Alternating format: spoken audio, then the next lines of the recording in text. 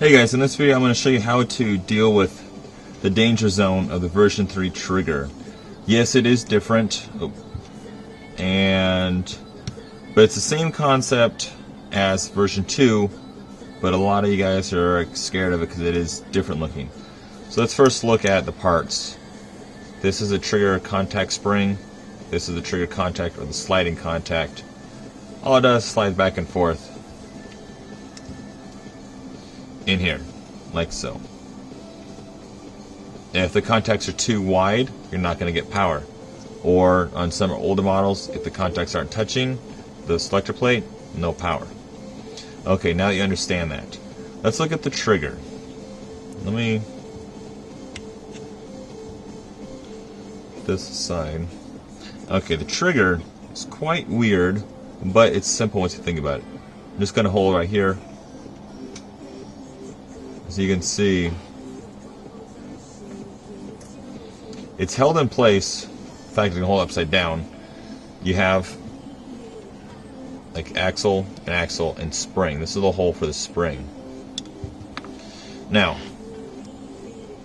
this little part, this little piggy, takes this to the market.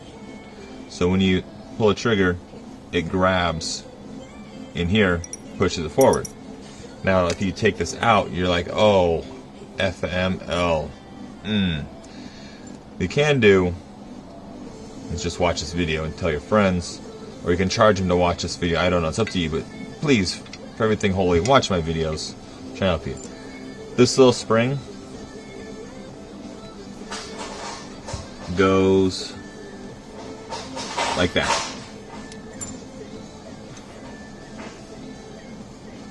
The little end will stick in that little hole. It's being very stubborn now. Okay, let's rest in there like that. But you need everything else to hold that in place. If you large end like that, let's put that. Okay. You can do is, what I did is kind of angle it. Oh.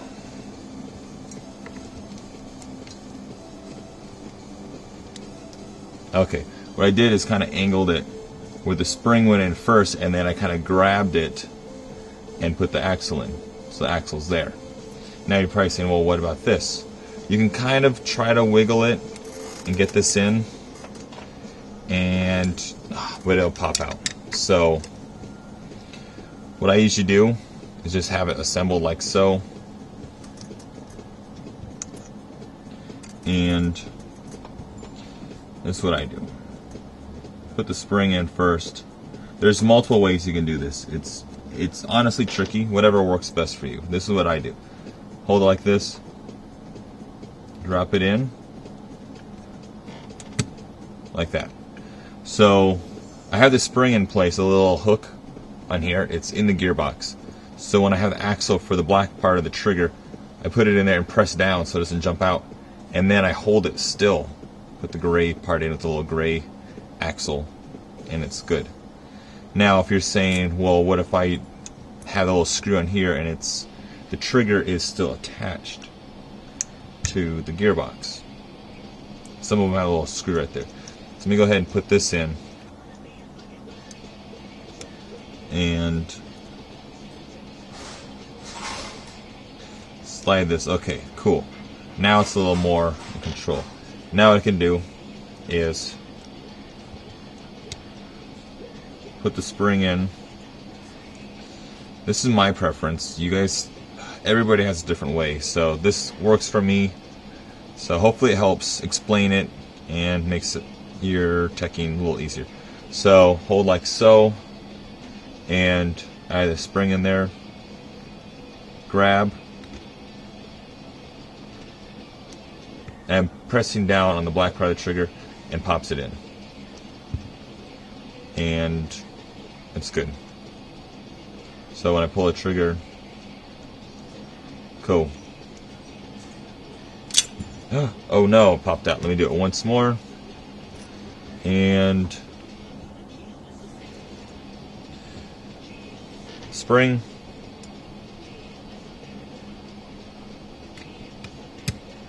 Okay, cool. And then to close it, it will be off a little. Just hold on to the black part of the trigger, wiggle it forward a little, and good. And you pull the trigger, make sure that the little sliding contact is moving. Cool, good job. And another trick, if you don't want it to jump out, if you hold on to the trigger, and like say the spring here, if you don't care about that, like say if the spring is least your worries, but the trigger, you can hold on to the trigger and take the gearbox shell off, and that will work. So hopefully this video helps. Thanks again. Talk to you guys later. Bye.